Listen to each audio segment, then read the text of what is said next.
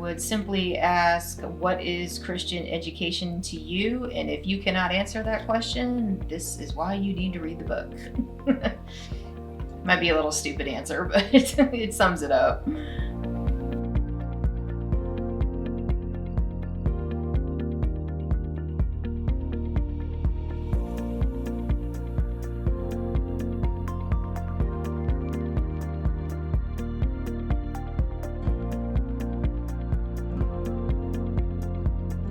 For me, the most exciting moment was getting to hold a copy of the book for the first time, seeing that it was actually really like in print, an actual book. Like, wow, it really happened. And just that it was a huge, huge feeling of accomplishment. And I know looking at a book might not seem like a real exciting event, but with your name on it, knowing that it's something that you did, it just takes it to a whole nother level.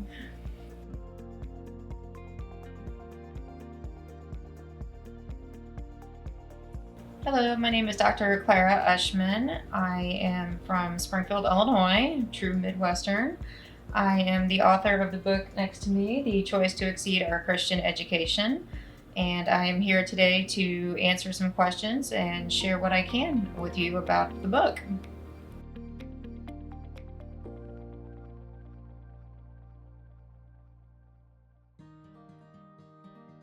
It's kind of been a lifelong thing. I was born and raised in a split religion family. So Christianity has been an ongoing topic. My father and his family are Catholic, and my mother and her family are Lutheran. So I grew up Catholic Protestants, basically. Both my parents were workers. My mother worked during the day as a social worker, and my father worked overnight. So they have told me that they're going on 47 years of being married now, and they credit that to they never saw each other a lot while they were working. But they're both retired now and pretty much getting sick of each other. But is me and my younger sister. Her and I were both into basketball and volleyball, and I was a band geek. I still kind of am. And she went into doing the art stuff. So mine was music, hers was art. I was just going to say that's obviously me and my sister. I like this picture of me better than this one. I feel like I was still pretty back then. I don't know what happened. That's just me. My personal story, like I said, for the longest time, I went to Lutheran service and Catholic Mass every single Sunday, and which got kind of confusing at times. And I went to Lutheran grade school and then Catholic high school, which made it even more confusing. So by the time I left for college, I wanted absolutely nothing to do with religion or church, or I was just completely done with it. And that really didn't last very long because a couple of friends of mine by the second semester were like, you should come to the student, masses. We have, you should go on one of the retreats. You should do this. You should do this. And I'm like, no, I'm so tired of it, And I started going to their student services on Sunday night, and I'm like, okay, this isn't so bad. And then I finally agreed to go on the retreat. And at the time, I just liked the idea of getting away from campus for a couple days. But I have to say that retreat really reminded me of, okay, this is who you are. This is where you belong. And this is what you need to be pursuing. So that was a huge wake-up call for me, and ironically enough, the retreat was called Awakenings, and I was an awakening for me that I'm very thankful for. Not this one, this one. I get the pretty blue one. And yes, I am a huge St. Louis Blues fan, so that's part of the license plate. A lot of it I based on historical information that I'd gathered from graduate school. There was a lot of intense courses that went into Christian history, Christian education, But the thing that intrigued me the most was a lot of them were not discussing what's going to happen next. We always hear about, well, history is doomed to repeat itself. Okay, is that a good thing or a bad thing? And I kind of took that in terms of Christian education as, okay, well, if you're looking at it in terms of, religious wars, that's a bad thing. We don't want that to continue. But are you looking at it as, it's been 2,000 years since Christ was on earth and we're still, going strong with Christianity? But one of the main focuses of my book is, where is it going to be 10 years from now, 50 years from now, and 100 years from now? And a lot of that I based on just, like I said, background of, from college life, now that you're not under your parents' roof anymore, does religion still matter to you? Is it something that you want to keep going? Or, married couples, do you just go back for the sake of your children? I mean, what is the reason that you either came or went or whatever it's going to be? Anytime I'm having some kind of religious or theological thoughts or research, I think I'm instantly like, what can I relate that to? It kind of instantly goes to some kind of experience, or even if it's not something I've experienced personally, something I've heard in the news or something a friend has experienced. I am a very firm believer that you learn quite a bit more from your own experience. I definitely saw that in school. I mean, you can read an entire book to me, but I have to ask questions. I have to live it. I have to actually do it. I am an extremely hands-on kind of person. So I would not expect someone to, sit down and read the book and not have any questions whatsoever. So that's kind of what I look for. Not really, because I never actually planned on it becoming a book. It just kind of turned out that way. A lot of the research for the book was used for my thesis for my master's degree. And I just sort of expanded on that when I was, basically made an offer to continue for my doctorate. And I just took that research and added to it and kind of updated, with the time. And it ended up becoming my dissertation for my doctorate degree. And I had two professors that said, you have a lot of really good research and work in this. You should consider getting it published. And up until that point, I had never considered anything with a book. I had never considered anything with publishing or anything like that. I just know that it was something that had been in the works for probably 3 years. And I was kind of tired of looking at it, honestly. So, but no, when I did think about it, and I'm like, okay, well, let's just see what happens. And did some research on quite a few publishers and went ahead and seen what the process was going to consist of. And I would like to point out, my sister did the background for the book cover. Like I said, she is the artist, because I have no artistic talent whatsoever. So kudos to her for that. But that's just kind of how it came about.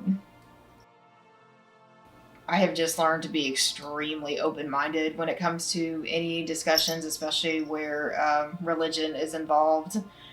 I'm usually fascinated by where the background of someone has come from, or why they believe a specific thing, or whatever it may be.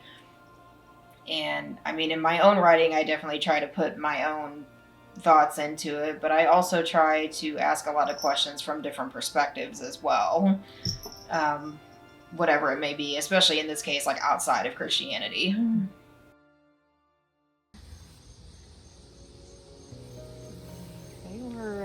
They were only like this big when I first got them, so they have definitely grown. As I continued to write into it more, and the open-ended questions that I asked for the future, my target audience, I guess, kind of became just the Christian realm now. But I kind of wanted other religions to ask themselves that same questions, because I really do believe that they can learn from each other. I'm very, very big on diversity and helping out, and I can't stand like us versus them sort of thing. I don't like that at all. So, I mean, there were a lot of the same questions that I came up asking. now, but as far as Christian education, it was definitely one of those topics that the best place to start was the beginning. So for the book, obviously, that's what I do. I start from the beginning, New Testament, Christ being on earth, and go through various time periods and what did happen again, what did not happen again, and how it has evolved. And I really thought for the book and for the research that I did behind it, it would have been really difficult to just start talking about today's Christian education without having some kind of background or basis for where it started, because it's such a broad topic and there's so many different denominations under the Christian umbrella that I would feel like something's really being left out. You need that cornerstone history to build on. I guess the only thing I would have liked differently was maybe to be a little more familiar with the publishing process before I kind of dived into it. But now that I've been through it and, the editing and getting to see what it was going to look like and the marketing, and I definitely feel a lot more comfortable about it, because it was certainly a realm I had really no information about whatsoever. So just the background preparation part, I wish I would have known a little bit more. This is Sandy, by the way. She is about 7 years old, and she's been living. She was a shelter rescue. She's been here about 6 months, but she's already taken over the house, as you can tell. So the story that I was told is, which breaks my heart, that the family moved and left her behind, and her and 2 other cats, and I don't know how anybody can leave pets behind. That just blows my mind. And the first time she met me, it was like, all right, let's go. Just kind of, I've always been a big animal person, as you can tell, the cat that just jumped up on me. She likes to be the center of attention, so we get along great. Sometimes, if I'm in my office writing, like, one of the cats will try to distract me or something, but I look at that as a good thing, because I think maybe I'm overthinking something and they're trying to tell me, hey, pay attention to me, stop thinking so hard. And sometimes you just really need that. Like I said, I do have 2 other ones. I think the one is probably hiding in the basement somewhere. And then, like I said, my oldest one, she will not come out and say hi to anybody, so nothing personal. That's just how she is. The prime thing for me would be motivation, because sometimes you just get really motivated and have a lot of ideas. I do jot things down in a notebook as I think about them, and then sometimes I could sit at my laptop all day and spit out a whole chapter or 2, and then other times, sometimes you really just don't feel it, whatever the reason may be. But for me, usually it's a very welcoming escape. For the most part, I think in a positive way, Christianity has repeated itself again, kind of by that ongoing. Like I said, now it's more like technology based, but in the beginning, it was a lot of word of mouth for people that couldn't read and write, and kept the stories going. And even today, for younger children that are still learning to read and write, it's still a word of mouth, and it's starting at a young age.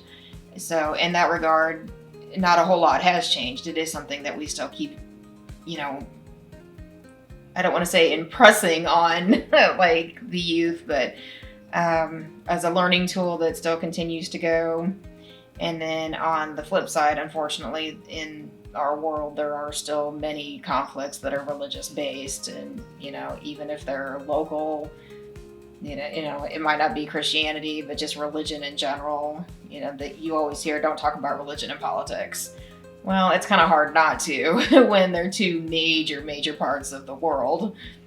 I think the greatest success is that we still have it. I mean, it's been over 2,000 years, and honestly, if you look at the way life was back then, a lot of those things do not exist anymore. We have evolved in our own way. We have changed our ways of thinking and whatever it may be, but the fact that Christianity, followers of Christ, is still strong today and hopefully going to continue that way, I think says a lot just in general about where the faith base has come from. What's going to happen next? I mean, I really see a challenge as in it's a good success that we're still here today, but what challenges are we going to face to make sure that it keeps coming up? Especially in the past 20, 25 years, we've had a lot of changes with technology and social media and different kind of uses, which obviously did not exist for the longest time. And how is that going to help or hinder, the expansion? Technology is great when it works, but not everyone is a techie kind of person. So that can also be a distraction. It can also be, something that could be a problem as well. Yeah. Well, I definitely, again, talk about technology. Hopefully, I would really like to see that used as a positive influence. I do think that there is a lot more that needs to be done with third world countries. We have a lot of poverty and neglect right here in our own backyard, unfortunately. But I do feel like there are some places in the world that are just very much religious neglected for whatever reason. And they might have their own beliefs within their community, but I feel like they don't really get a chance to grow or to question if they don't have that kind of exposure to outside choices, I guess. I'm not saying, pressure them into something they don't want to do. I would never say that. But I do think as far as moving forward and something that could, progress, that would be one area I would like to see change a little bit. Message, honestly, is I want them to question. I want them to take my open-ended questions seriously and to heart, and I would really like them to just think, what am I doing with Christian education? What does it mean to me? What am I going to do 20 years from now? How do I want my family to remember what I've learned and keep it going? And since I asked so many of those questions, especially in the last chapter of the book, that should be one of the last things you would definitely remember. If we don't keep it going, the whole realm of religion itself could change. I mean, there has to continue to be a faith. There has to be something to base your life on or what keeps you going. And I mean, even someone that has no religious faith or beliefs whatsoever, they still believe in something. It might not be any kind of God or Christ or whatever it may be, but they still have a belief of something, whether it's in their own life or something in the world, as to why they're here, what their purpose is. But if we're not going to continue to pursue and question and, moving forward and using what we've learned, I really, I can't even imagine what that would be like with no religion continuing or no, core beliefs in that regard. A lot of it has to be community based. I mean, I talk a lot about my own personal beliefs, but then a lot of the history, comes from the, the text of what we've already learned and what we've talked about. And if you don't have a support system with your faith, whether it's in your own family, whether it's community, school, whatever it may be, your own faith is going to falter. So it is extremely important, I think, to have that extra resource and to have just that encouragement of knowing that there are other resources out there and having that support. Now, not everybody's always going to agree because, we don't live in a perfect world, unfortunately, but you can learn to agree to disagree, but you can also learn, quite a bit of background information and make you question your own faith journey from that extra support. Biggest advice would be just do it. It is definitely going to be a controversial topic because, again, you're talking about religion. And it is very easy to doubt your own beliefs or doubt your own research or, is this something I should talk about? Is this something I shouldn't write about? And I know for me, it was like, how is this going to be received? Am I going to get a lot of criticism? Am I going to get good feedback? What's going to happen next? And my advice to that would be, don't let that shy you away from expressing the views, whether it's, podcast, writing, whatever you choose to do. The criticism is going to happen regardless, whether it's good or bad. But again, keeping that open mind, and if it is something that you have even thought about, just make it happen, would be my biggest advice. Just go for it. Writer's block will happen. As far as kind of going back to what I said a few minutes ago, like just go for it. But there are times you're just going to need the motivation. And then I also believe that there are times you're going to need to just step away. I mean, you can really stress yourself out, but it shouldn't be a stressor. It should be something that you are passionate about and something that you want to pursue. And if you find yourself in that writer's block kind of mode, step away from it for a couple days or wherever it may be, because I can guarantee you something, whether it's your community, your job, your kids, whatever it may be, something is going to happen that is going to trigger you in some way to say, oh, that's what I should talk about next. And that is the motivation that you were going to need. I promise it will happen when you least expect it.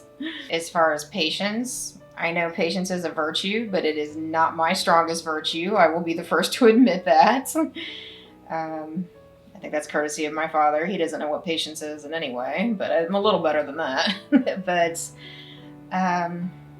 it is something that I've definitely had to learn. I mean, it's been an opportunity to be patient, just to see where things are going to go, and just kind of remind myself everything doesn't happen overnight.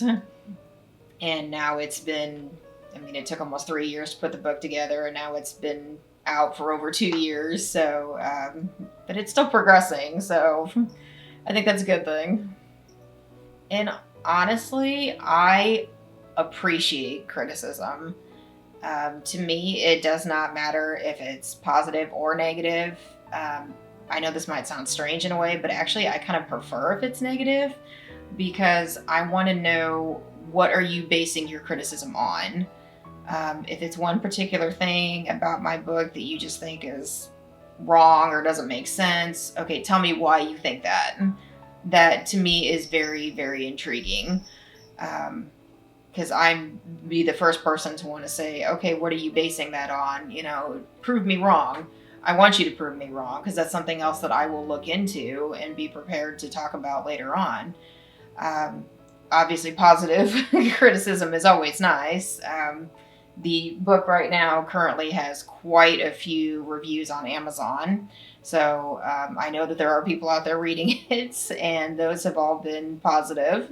But I do appreciate what people have been pointing out or what has spoken to them in the book. So I'm extremely open and welcoming of criticism in general.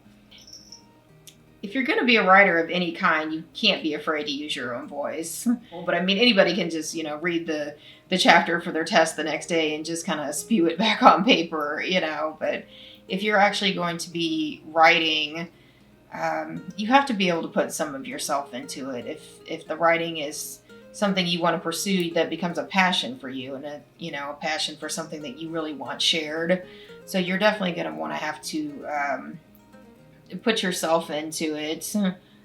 You can, put your own thoughts into it, but again, be open to that criticism again, or questioning, or whatever it may be. But don't shy away from being yourself and what you believe. If you're even thinking about it in any way, there's a reason that little voice is there. I really believe that it's trying to tell you something, and that it really, you have the ability to do it. You just need to get started. And if it's something that you're going to doubt yourself. Everyone's always their own worst critic. I am too. But I will tell you, on the back end of it, it is extremely rewarding to see what you have got in print and what a difference it is making. My message would be, please ask yourself the questions that I ask in the book. Please reflect on, where we have come from history and how we have evolved. But my main point is, where are we going in the future? What are we doing now to ensure where we're going to be in the future? And not only just on a community level, but take a minute and ask yourself personally, what are you doing on your own spiritual journey to ensure where we're going to be and how Christian education is going to continue? If you are questioning anything religious whatsoever, I would highly recommend it. It is not strictly just like a spiritual guide, it is more of journey based for sure. Like I said, kind of reviewing history and where it is now and where it's going to continue to go. And even if you're not a religious type of person, it is, a huge part of the world that maybe you have questioned yourself with your own beliefs, even if it's not a specific like Christian denomination per se. But just if you're someone that definitely likes to think big picture and future and kind of look down the road, I would highly recommend reading this book.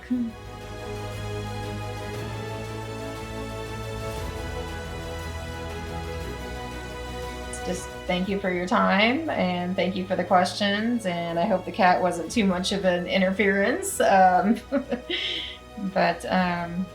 no, I definitely encourage you to pick up a copy and read it. And I am very open to comments and criticism. So please, by all means.